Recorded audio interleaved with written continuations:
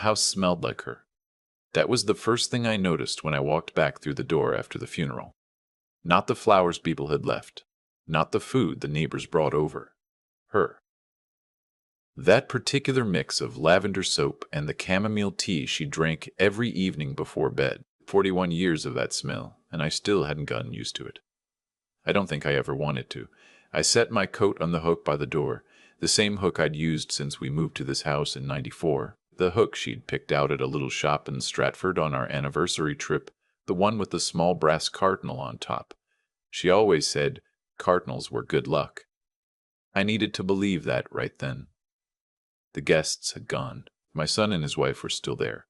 They'd offered to stay and help clean up, and I'd said yes because I didn't want to be alone in the house just yet, but also because something felt off about them, and I couldn't quite name what it was. My son kept checking his phone. His wife kept walking through the rooms in a way that made me feel like she was measuring something. I thought I was imagining it. Grief does that. Makes you suspicious of shadows. I sat down at the kitchen table with a cup of tea I didn't drink, and listened to the two of them talk quietly in the living room. I wasn't trying to eavesdrop. The kitchen was just 12 feet away, and the walls in that old house were never very thick. The assessed value went up again, my son's wife said. I looked it up this morning. Not tonight, my son said. I'm just saying. Riverdale properties don't sit on the market. If we move quickly. I said not tonight, Cheryl. Silence. Then the sound of her setting something down on the sideboard. Carefully. The way you set something down when you're annoyed but trying not to show it. I sat there with my cold tea and thought about what I'd just heard. My wife of 41 years had been in the ground for 6 hours, and my son's wife was already thinking about the assessed value. I didn't say anything that night. I just thanked them for coming and told them I needed to sleep. My son hugged me at the door. A real hug, the kind that lasts a moment longer than polite. And for a second, I thought I'd misread the whole thing. Maybe I had. Maybe grief was making me paranoid. But then his wife said, on her way out, "We'll come back Saturday to help you sort through some of Margaret's things." Not asking. Stating. And I thought Margaret's things. Not Mom's things. Margaret's things. My wife's name was Margaret. I closed the door and stood in the hallway alone for a long time. There was a letter. Margaret had told me about it 3 weeks before she died, in one of those conversations you have when you both know the end is coming, and you finally stop pretending otherwise. She'd pressed my hand and said, "There's a letter in the blue tin in the bedroom, the one from the Lunenburg market. Promise me you won't open it until after." After. We both knew what after meant. Promise me you'll read the whole thing before you make any decisions. I promised, and then I'd spent the next 3 weeks trying not to think about it. The night of the funeral, I lay in bed and stared at the ceiling. The blue tin was on the dresser across the room. I could see its outline in the dark. I thought about opening it 100 times, but I'd promised her after, and to me that meant when I was ready.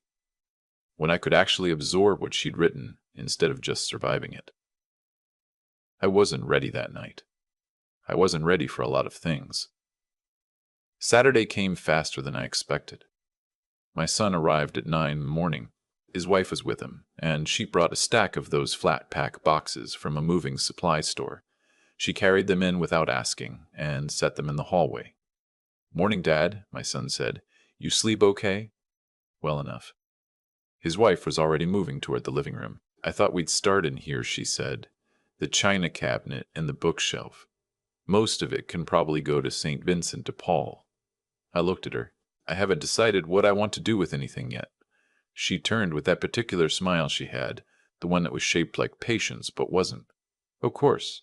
We'll just sort it into piles. Keep, donate, decide later. Cheryl." My son said her name the same way he had the night of the funeral.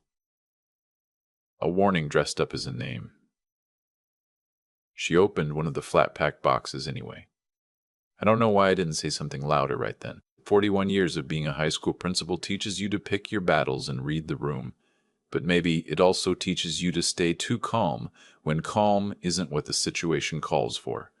I stood in my own hallway while my daughter-in-law began disassembling my home, and I said nothing. By noon, they'd filled 2 boxes. Books that had been on those shelves since before my son was born. A lamp Margaret had brought from her mother's house in Cape Breton. I watched from the kitchen doorway and told myself it was just sorting. It didn't mean anything. Then my son came and sat across from me at the kitchen table. He had his mother's eyes. He always had, and it had always made me feel something warm when I looked at him. That afternoon, it just made me tired. "Dad," he said, "we need to talk about the house." I set down my mug. "What about it?" "It's a lot of space for one person. And it's old. The roof's going to need replacing in a couple of years. The furnace is on its last legs. I'm aware of the state of my house. I'm just saying." He looked at his hands. "Cyril and I have been talking. We have a lot of debt. The kids' school, the car payments, and this house." He stopped. Mom's name was on the title. Both our names were on the title. He looked up. "Right. Yes. But it was her parents' money that bought it, originally, her inheritance from Grandpa when he passed." I felt something very still settle over me. "That was 30 years ago. We bought this house together." I know that. I'm just." He rubbed the back of his neck.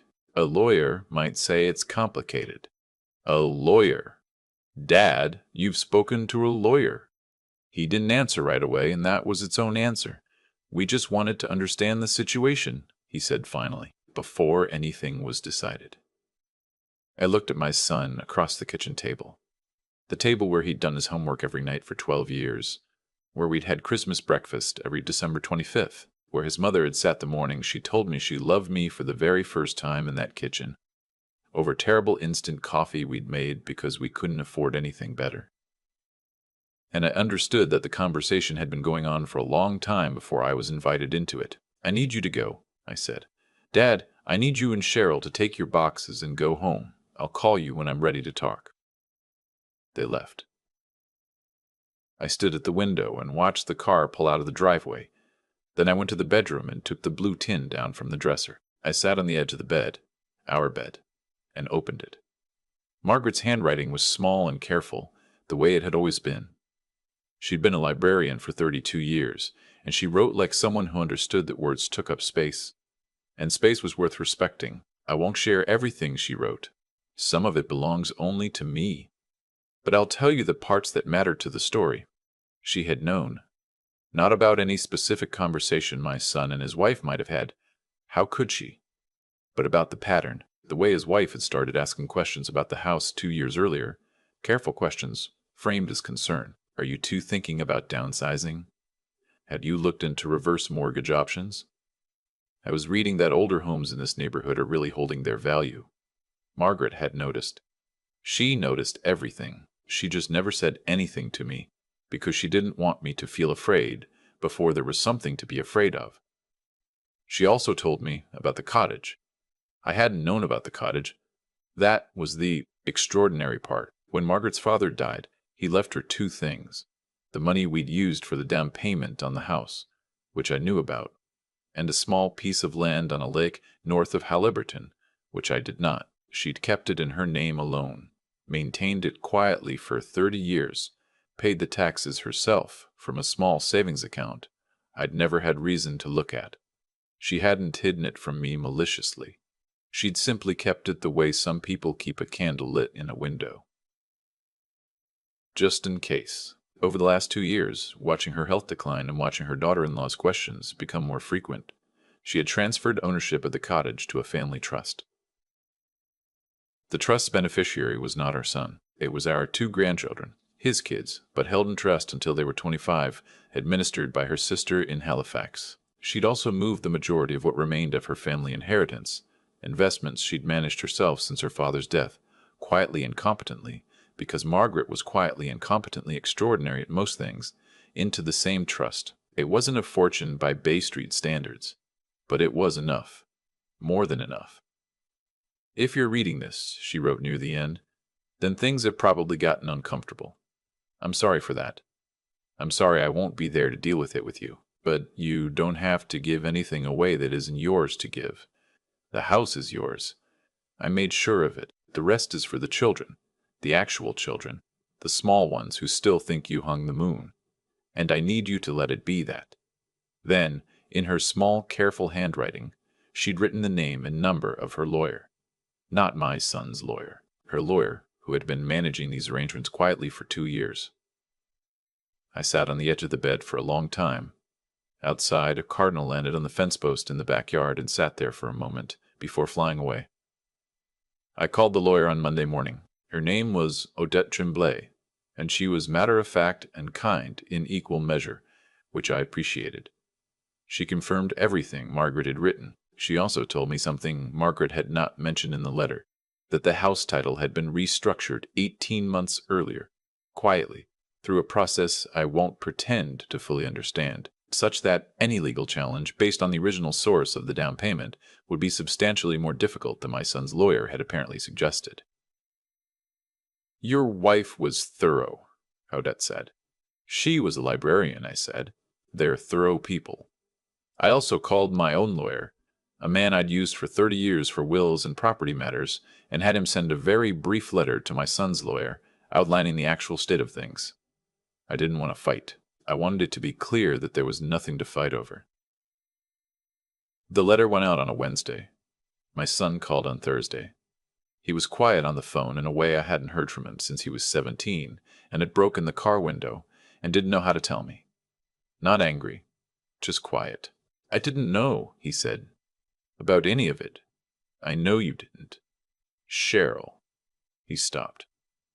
She told me it was straightforward, that a lawyer she'd talked to said, "Your wife has been planning this for a while," I said. "Your mother noticed." Silence. I'm sorry, Dad. I know. I don't know how. His voice caught. She was my mom. Yes, she was. I didn't say anything else sharp. There wasn't any point. He'd grown up in this house, too, and whatever his wife had talked him into thinking was reasonable, I could hear in his voice that it had cracked open, and he was standing in the pieces of it.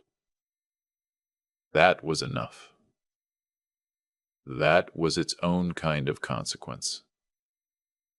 We talked for a while longer. I told him the trust, when it matured, would go to his children, not him, and that I hoped he understood why. He said he did. I'm not sure he fully did yet, but I believed he was trying to.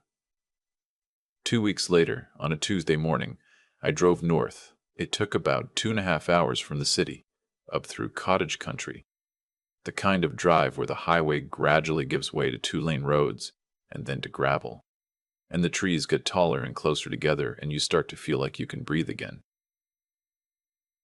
The cottage was small, green-painted board and batten, a covered porch, a dock that needed one plank replaced.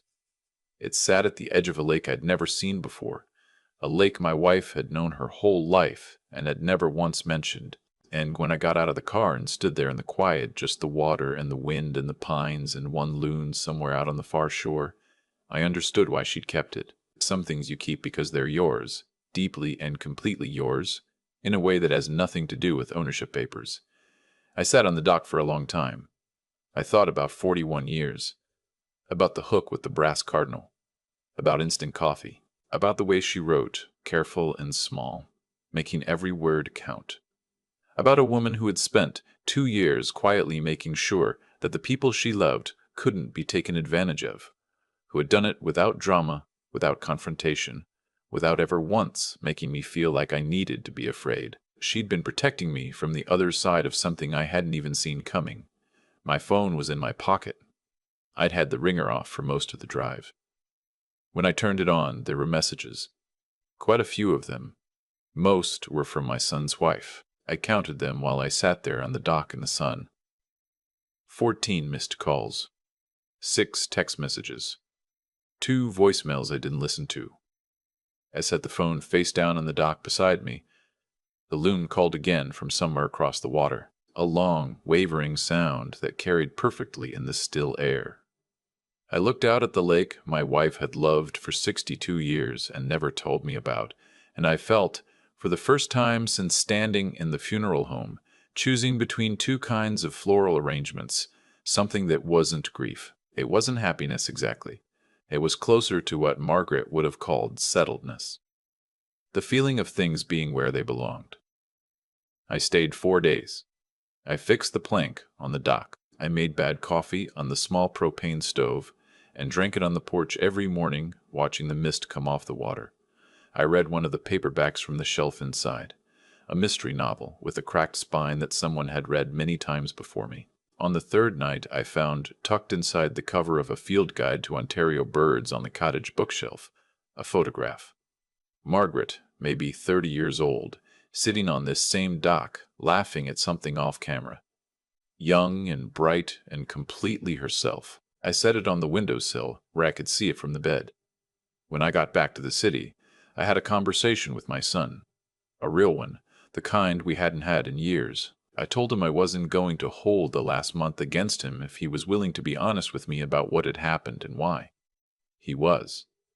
It took a while, and some of it was hard to hear, but he was. I told him about the cottage. He hadn't known it existed, neither had Cheryl, apparently, though that was harder to verify, and I noticed I didn't entirely believe it. He asked if his kids could see it someday. I said of course they could. That was the whole point. I didn't tell him about the trust in detail. Odette had advised me not to, and I agreed with her. Let them discover what their grandmother arranged for them when they're old enough to understand it. Some gifts are better given slowly. My son's wife has not called me directly since the messages on the dock. I think she understands now that there's nothing to be gained from it, and whether that's growth or just strategy, I find I don't particularly need to know. The house still smells like Margaret sometimes. Less often now, but still, in the evenings especially when I make chamomile tea and sit at the kitchen table and listen to the neighborhood settle down for the night. The cardinal hook is still by the front door. I hung my coat on it this morning. I'm still here, in the house we built together, with the roof that needs replacing and the furnace on its last legs, surrounded by the books she loved and the lamp from her mother's house, and every ordinary thing that makes a life. She made sure of it. That's the thing about quiet people. They do their most important work without anyone watching. And when the time comes, you find out exactly how far ahead they were thinking all along. I'm going back to the cottage in July. I'm going to bring my grandchildren, and I'm going to teach them to fish off that dock. And I'm going to tell them about the woman who sat there 30 years before them and laughed at something off camera. They deserve to know who she was, not just as a grandmother. As herself, that feels like the right thing. It feels like what she would have wanted. And for the first time in a long time, I trust that I know what that means. I've had a lot of time to sit with everything that happened, on that dock mostly, the one that needed the plank replaced. I fixed it with wood I bought at a hardware store in Helleberton, and it took me the better part of a morning, and when I was done, I stood on it and it held, and I thought, yes, that's how things are supposed to work. You put in what's needed. It holds. I don't think Cheryl is a monster. I want to be clear about that. She made choices that came from fear and ambition, and those are very human things. But there's a version of herself she could have been. The version that sat with her father-in-law at the kitchen table after his wife's funeral and asked how he was doing and meant it. And she chose a different version instead. That has consequences.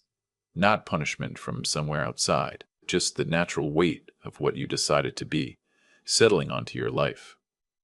My son is still figuring that out. I can hear it when we talk. He's a decent man who let someone he loved talk him into something indecent, and now he has to live with knowing that about himself. That's not a small thing to carry. I don't envy him that. But I also think it might be the most useful thing that's ever happened to him, if he lets it be. Margaret understood something that took me longer to learn. She understood that intelligence without integrity is just a sharper tool for making a mess. She was the smartest person I knew, and she used it quietly, carefully, always in the direction of something that would last. The trust she set up, the cottage she kept, the letters she wrote. None of that was about winning. It was about making sure the people she loved couldn't be turned against each other by the people who didn't love them enough. That's a kind of wisdom I'm still trying to grow into. What I know now, sitting on this dock on a July morning with 2 grandchildren asleep in the cottage behind me, is that you cannot rush that kind of understanding. It comes from paying attention over a long time, from noticing what actually holds and what only looks like it does. Margaret spent 41 years paying attention, and she knew the difference better than anyone. I also know that the moment I stayed quiet in my own hallway and watched those boxes being filled, that wasn't weakness. It felt like it at the time. But I think it was something else. It was me trusting, without quite knowing why yet, that the situation was not what it appeared to be. That somewhere ahead of me, something was already in place. I wasn't wrong. There's a photo of Margaret on the windowsill in the cottage. 30 years old, laughing at something off camera. I look at it every morning when I wake up.